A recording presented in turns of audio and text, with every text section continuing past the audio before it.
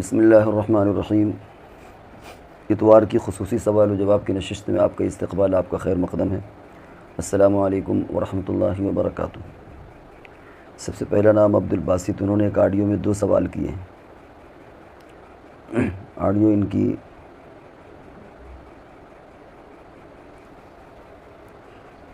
اور وائف کا بھی مار دیتا۔ السلام علیکم ورحمۃ اللہ وبرکاتہ۔ یہ حضرت ایک سوال یہ کرنا ہے کہ جیسے کوئی آدمی ایکسیڈنٹ سے مر جاتا ہے تو سرکار کی طرف سے کچھ روپیہ وغیرہ ملتا ہے امداد کے طور پر۔ انہوں نے یہ سوال کیا ہے کہ اگر کوئی آدمی ایکسیڈنٹ میں مر جائے اور اسے سرکار کی طرف سے کچھ پیسہ ملے تو وہ جائز ہے کہ ناجائز؟ جواب یہ ہے کہ وہ بالکل جائز ہے، اور جس طرح ترکہ تقسیم ہوتا ہے اسی طریقے سے وہ مال بھی تقسیم ہوگا۔ ایکسیڈنٹ کے بعد جو بھی سرکار کی طرف سے مدد ملے وہ جس طرح ترکہ تقسیم ہوتا ہے اسی طرح یہ بھی تقسیم ہوگا۔ والدہ ارشد، ان کا سوال یہ ہے کہ ایک آڈیو میں انہوں نے ایک دعا پڑھنے سے متعلق پوچھا ہے۔ آڈیو ان کا ہے۔ مفتی صاحب، ہم آپ سے ایک مسئلہ معلوم کرنا چاہتے ہیں۔ السلام علیکم ورحمۃ اللہ وبرکاتہ۔ مفتی صاحب، ہم آپ سے ایک مسئلہ معلوم کرنا چاہتے ہیں۔ ان سے کہا جائے کہ رب حبلی حکم والفتنی بالصالحین، یہ ایک تصویر روزانہ پڑھ لیا کریں تاکہ اللہ پاک نے ایک سوال عطا فرمائے، تو کیا یہ بہتر ہے؟ جیسا ہو آپ نے انشاءاللہ مشورہ دیں۔ وہ مسئلہ ہے اس سلسلے میں کہا جائے کہ رب حبلی حکم، رب حبلی حکمم وال، ان کا سوال یہ ہے کہ اگر کوئی حمل سے ہو تو اگر وہ ایک تسبیح پڑھے رب حبلی حکمم والحقنی بالصالحین، تو یہ پڑھنا کیسا ہے؟ اس دعا کے تعلق سے ہم کو زیادہ معلومات نہیں ہے، کیونکہ رب حبلی حکمن اس سے مراد یا تو حکومت ہے یا فیصلے کی استعداد اور قوت ہے، والحقنی بالصالحین اور اس کا مطلب ہے کہ مجھے نیک لوگوں میں شامل فرما دیجیے۔ اس سے بہتر یہ ہے، اس دعا کا کوئی جوڑ حمل سے نہیں معلوم ہو رہا۔ بہتر دعا یہ ہے ربنا ھب لنا من ازواجنا وذریاتنا قرۃ اعین واجعلنا للمتقین اماما۔ یہ 19ویں پارے میں ربوع سے پہلے یہ آیت ہے اور اس کا ترجمہ وہاں دیکھا جا سکتا ہے۔ ربنا ھب لنا من ازواجنا وذریاتنا قرۃ اعین، کہ اللہ ہمارے بچوں میں، ہماری ذریت میں ایسی اولاد عطا فرما جو آنکھوں کے لیے ٹھنڈک ہو۔ ازواج کے بارے میں بھی ہے کہ اگر کوئی مرد عورت کے لیے دعا کرنا چاہے اور کوئی عورت شادی کے تعلق سے اچھے شوہر کے لیے خواہش کرنا چاہے تو وہاں پر بھی یہ دعا ہو جائے گی کہ اللہ ہمیں ایسی بیوی یا ایسا شوہر عطا فرما جو ہمارے لیے آنکھوں کا ٹھنڈک ہو، اور ایسے بچے عطا کیجیے جو آنکھوں کے ٹھنڈک ہو۔ وجعلنا للمتقین اماما، اور انہیں متقیوں کا امام بنا۔ تو اس کی مناسبت سے معلوم ہوتی ہے، لیکن وہ جو آپ نے دعا بتائی ہے اس کی کوئی مناسبت بظاہر حمل سے معلوم نہیں ہوتی، اور نہ ہی ہمارے علم میں ایسا کچھ ہے کہ اس کی ایک تسبیح پڑھی جائے۔ ہاں، یہ جو دعا ہم نے بتائی اس کو نمازوں میں اپنی دعاؤں کے ساتھ خاص طور سے اس کا معمول بنایا جائے تو اللہ کے ذات سے امید ہے کہ اللہ تعالیٰ بہتر اولاد عطا کریں گے۔ ایک سوال ہے مفتی صاحب، مجھے یہ پوچھنا ہے کہ کیا دماغ تیز کرنے کے لیے بغیر پیسے لگائے شطرنج کھیلنا جائز ہے؟ آگے حضرت علی رضی اللہ تعالیٰ عنہ کے ارشاد ہے شطرنج اجمیوں کا جوا ہے، اور حضرت موسیٰ اشعری رضی اللہ تعالیٰ عنہ نے فرمایا شطرنج گناہ گار ہی کھیلتا ہے۔ شطرنج واقعی کھیلنا گناہ ہے، پیسہ لگانا نہ لگانا وہ تو ایک الگ بات ہے، اس میں ضیاع وقت بھی ہے اور بہت سی خرابیاں ہیں۔ پیسہ لگانا تو ایک ایڈیشنل ایک بیماری ہو جاتی ہے، اور آج تک ہمارے یہ فلسفہ سمجھ میں نہیں آیا کہ شطرنج کھیلنے سے دماغ بڑھتا ہے۔ یہ انتہائی بکواس اور غلط بات ہے۔ دماغ کا تعلق شطرنج سے نہیں ہے۔ اصل میں ہر کھیل کی ایک مشق ہوتی ہے، اگر آدمی وہ کھیل کھیلتا رہے، مشق کرتا رہے تو اس کو وہ ساری چالیں اور داؤں آ جاتے ہیں۔ پھر دنیا کا کتنا ہی ذہین انسان ہو، اگر وہ کھیلنے بیٹھے گا تو اس آدمی سے ہار جائے گا جس آدمی کو اس کھیل کے ساتھ مشق ہے، رغبت ہے۔ لہذا یہ کہنا کہ شطرنج سے دماغ بڑھتا ہے یہ انتہائی پرلے درجے کی احمقانہ بات ہے، اس کا اس سے کوئی تعلق نہیں ہے۔ دماغ بڑھانے کے لیے، یادداشت کو بڑھانے کے لیے حضرت امام شافعی علیہ رحمہ کی طرف ایک واقعہ منسوب ہے۔ فرمایا شکوت الی وکیع سوء حفظی فاوصانی الی ترک المعاصی فإن العلم نور من الہ ونور اللہ لا یعطی بعاصی۔ حضرت امام شافعی کی طرف یہ بات، یہ جو اشعار میں ہے کہ میں نے اپنے استاد حضرت وکیع سے اپنے حافظے کی کمزوری کی شکایت کی تو انہوں نے مجھے ایک وصیت کی۔ وصیت یہ کی کہ علم ایک نور ہے، اور اللہ کا نور گناہوں کے ساتھ، معصیت کے ساتھ حاصل نہیں ہوتا۔ لہذا جتنا آدمی گناہوں سے بچے گا اتنا ہی حافظہ بھی مضبوط ہوگا۔ ظاہر ہے کہ حضرت امام شافعی علیہ رحمہ تو خود امام تھے، گناہوں سے بچتے تھے فطری تقاضے کے اعتبار سے. کبھی گناہ ہو جائے وہ ایک الگ بات ہے، لیکن یہ وہ ہستیاں ہیں جو گناہوں سے بچتی تھی. ان کے بارے میں حضرت وکیل نے ارشاد فرمایا. تو گناہوں کی بہت سے درجات ہوتے ہیں. منشا یہ کہ چھوٹے سے چھوٹے گناہ سے بھی بچنے کی بندے کی فکر کرنا چاہیے. اس سے انسان کا حافظہ، انسان کی سمجھ ان چیزوں کے اندر قوت اور طاقت پیدا ہوتی ہے، حافظہ مضبوط ہوتا ہے، دماغ تیز ہوتا ہے. یہ کہنا کہ شطرنج سے اس سے زیادہ بڑھ کر کے واحیات کوئی چیز نہیں کہ شطرنج سے دماغ بڑھتا ہے، بلکہ وہ ایک مشق ہے کھیل کی. جو انسان زیادہ شطرنج کھیلے گا اس کو عادت پڑی رہے گی جیتنے کی. ایسا نہیں کہ چند گوٹیاں ادھر سے ادھر ذہن میں بسانے کی وجہ سے انسان کا ذہن تیز ہوگا. تو یہ غلط بات ہے، اس کا حقیقت سے کوئی تعلق نہیں. ایک اور سوال ہے، فرمایا کہ میرا سوال ہے کہ استنجا کرتے وقت پیٹھ میں پانی کی چھینٹیں محسوس ہوتی ہیں، لیکن ہاتھ سے چھونے پر سمجھ میں نہیں آتا کہ آئی کہاں سے ہیں، کیا وہ ناپاک ہوں گی؟ اگر چھینٹیں محسوس ہوئی ہیں تو کہیں نہ کہیں سے تو آئی ہوں گی. اب چونکہ پیٹھ ہے تو پیٹھ میں آدمی دیکھ نہیں سکتا، اور ہاتھ اگر کوئی چیز سامنے نظر آ رہی ہو وہاں آپ ہاتھ لگائیں تو سمجھ میں آئے گا بھی، لیکن پیٹھ میں ویسے بھی نظر نہیں آ رہا تو ہاتھ کہاں گھوم گیا، کہاں پڑ گیا، اور معمولی سی چھینٹ ہے تو پتہ بھی نہیں چلتا. لیکن فقہاء نے لکھا ہے کہ بہت معمولی چھینٹیں جو سوئی کے ناکے کے برابر کبھی پیشاب کرنے میں اڑ کر کے پڑ جاتی ہیں وہ معاف ہیں. لہذا اگر اس طرح کی چھینٹ پڑی ہے تو وہ معاف ہے، اس میں نماز ہو جائے گی.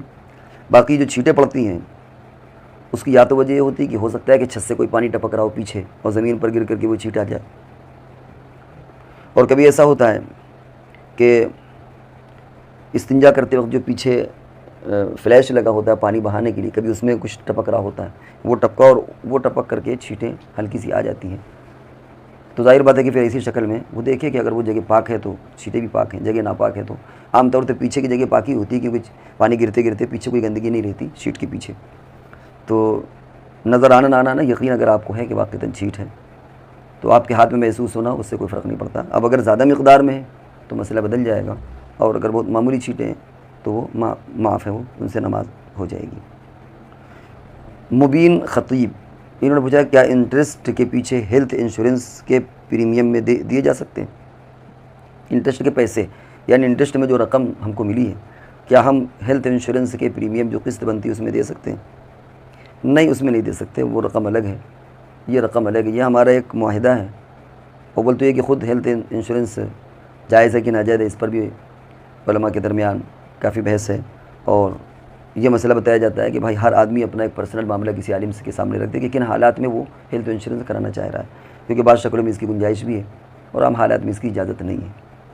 تو پہلے تو یہ کہ انشورنس خود بھی درست ہے کہ اس کو سمجھنا چاہیے، اور دوسرے کہ جو بھی ہے تو ہم نے ایک معاہدہ کیا اس کے عوض میں ہم گویا ان سے کچھ لے رہے ہیں تو اس میں انٹرسٹ کی رقم دینا درست نہیں ہے.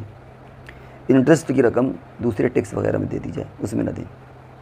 ام عبداللہ ان کا سوال ہے کہ ان کے والد نے اپنے ایک پلاٹ کی رجسٹریشن ان کے نام کروائی، رجسٹریشن کے لیے سودی رقم استعمال کی جا سکتی ہے کا فتویٰ سنا تھا، لیکن وقت اتنا کم تھا کہ اپنے SBI بینک سے ام عبداللہ سودی رقم نکال نہ پائی، اور ماں کے SBI اکاؤنٹ سے جتنی اماؤنٹ کہا گیا تھا سود نکال لیا گیا، لیکن اتنی مزید رقم اور درکار تھی رجسٹریشن کے لیے. تو والد صاحب نے اپنی بغیر سودی رقم SBI سے سنیت سے دی کہ یہ بھی بچی کی طرف سے سود ہی ہوگا ان کے اکاؤنٹ سے. یہ سوال ان کا لمبا ہے.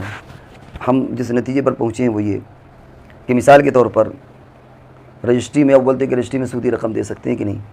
بعض علماء کی رائے ہے کہ نہیں دینا چاہیے، کچھ علماء کہتے ہیں کہ سود کی رقم ہے اور رجسٹری کا پیسہ حکومت کو جائے گا تو دے سکتے ہیں. بھائی ہم نے اگر کسی کو کوئی سامان بیچا تو حکومت اس میں اسٹامپ ڈیوٹی لگاتی ہے، لیکن ہم خریدنے والا اور بیچنے والا راضی ہیں تو بظاہر یہ لگتا ہے کہ اسٹامپ ڈیوٹی نہیں ہونا چاہیے، لیکن خیر حکومت کی اپنی پالیسی ہوتی ہے، اپنے قانون ہوتے ہیں، اس بحث میں نہیں جانا. تو بعض علماء کہتے ہیں کہ دے سکتے ہیں، کوئی حرج نہیں. حکومت کی چیز تھی، سود وہیں سے ملا تو وہیں اس کو واپس چلا گیا. اب مسئلہ یہ ہے کہ مثال کے طور پر 10,000 روپے اسٹامپ ڈیوٹی لگ رہی ہے، اس میں 5,000 روپے تو انٹرسٹ کے نکال لیے اور 5,000 روپے اور چاہیے، لیکن اب وہ نکل نہیں پا رہے اور دونوں پارٹیاں رجسٹری آفس پہنچ چکے ہیں رجسٹری کرانے کے لیے. تو اب کریں کیا ایسا ہو سکتا ہے کہ ہم اپنی طرف سے 5,000 روپے لگا دیں اور بعد میں ہمارے جو اکاؤنٹ میں بعد میں ہم اس کو اس سے منہا کر لیں؟ یہ پوچھنا ہے. تو اصل میں رقم متعین نہیں ہوتی، اس لیے یعنی رقم کے نوٹ کوئی متعین نہیں ہوتے کہ یہ وہی رقم ہے یا وہی رقم نہیں ہے. تو اس اعتبار سے بعض علماء اس کی گنجائش دیتے ہیں کہ اس کی اجازت ہے، اگر آدمی اپنے پاس اس کے پاس پیسے ہیں اور وہ کہیں پر خرچ کر دے اور نیت یہ کر لے کہ میرے پیسے جو بینک میں ہم ان کی طرف سے خرچ کر رہے ہیں، اس کی اجازت ہے، کیونکہ بینک سے بھی جب پیسے ملتے ہیں تو وہ بھی بس ایسے ہی معاملہ رہتا ہے، کبھی اکاؤنٹ میں آ جاتے ہیں کبھی آدمی کے، کبھی وہ کیش کی شکل میں ہوتے ہیں، پھر کیش میں بھی مثال کے طور پر نوٹ اسے بندھے مل گئے تو ان کو کہیں نہ کہیں وہ ٹوٹے کرائے گا، تو وہ نوٹوں کا بھی معاملہ ایسے ہی رہتا ہے، لہذا سارا دار و مدار کل ملا کر کے نیت کا ہو جاتا ہے۔ اس لیے اگر وہ ایسے موقع پر وہ نیت کر لے کہ ہم وہ رقم دے رہے ہیں جو ہماری بینک میں جمع ہے، لیکن فی الحال بینک سے بھی دیکھیے بہتر طریقہ تھی کہ پہلے بینک سے نکالے اور پھر دے، لیکن چونکہ بینک سے اکاؤنٹ نکالنے کی بہت سی شکلیں ہوتی ہیں، کبھی وہ اکاؤنٹ میں آ جاتا ہے، کبھی چیک کے ذریعے ہو جاتا ہے، کبھی وہ کیش کے ذریعے ہو جاتا ہے، کبھی اس کی بہت ساری شکلیں ہوتی ہیں، تو اس لیے اگر یہ نیت کر لے کہ ہم جو رقم دے رہے ہیں یہ وہی والی رقم ہے جو ہماری بینک میں رکھی ہوئی ہے، لیکن ابھی ہم نہیں نکال رہے، یا یہ کہ ابھی اس کا وقت نہیں، یا نکالنے میں کوئی پریشانی ہے، تو ان تمام شکلوں میں اگر اس نے اس طرح کی نیت کر لی ہے تو وہ ادا ہو جائے گی اور اس کی گنجائش نکال آئے گی۔ تہنیہ فاطمہ یہ پوچھتی ہیں کہ ایسے موزے یا جوتے جو یہاں انڈیا میں دستیاب ہوتے ہوں اور جن پر مسح کیا جا سکتا ہو بتائیں، اکثر سفر اور اسکول وغیرہ میں وضو پیر دھونے کے وقت دقت ہوتی ہے، اس مسئلے کا آسان حل کیا ہے؟